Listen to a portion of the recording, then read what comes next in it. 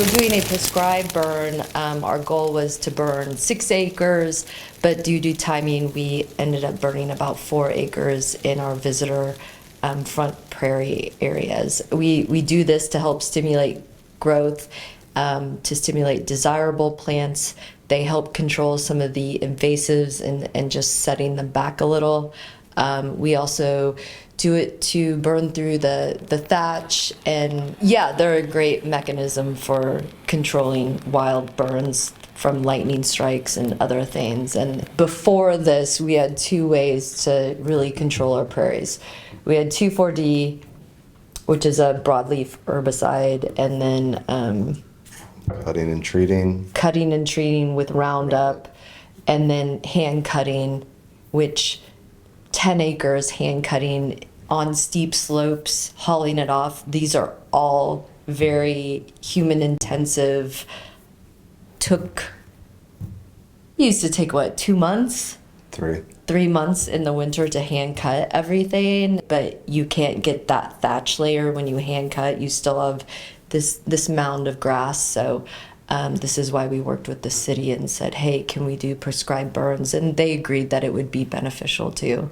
And then the chemical aspect of just being good neighbors with pollinators, our wildlife, and even humans. We'd rather not interact and work with chemicals on a daily basis. So doing these prescribed burns really allowed us to use less chemicals. There's 2 natural cycles that disappeared. There's the buffalo, the trampling of the prairie. We still have not, I guess in some ways we are the buffalo, though. Our problem is we have a heavier footstep, and they were also grazing on the prairie. And then there were the burns that either happened through lightning, but it's also been shown that Native American populations did control burns too. So they were, again, just following that cycle of nature, that if our goal is to always have a richer diversity of plants, and so grazing, burn, that helps with that.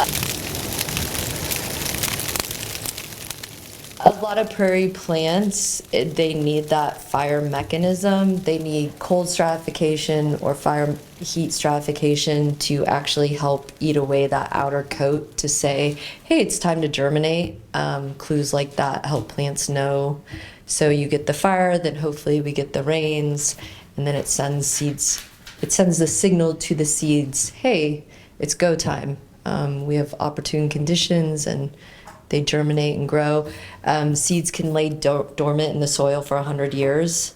So that's why in the long term of prescribed burns, what they found is even with land that has been overcome, when they started getting rid of the invasives and started doing prescribed burns every 3 years, all of a sudden some species were coming back because those seeds were just laying dormant in the ground.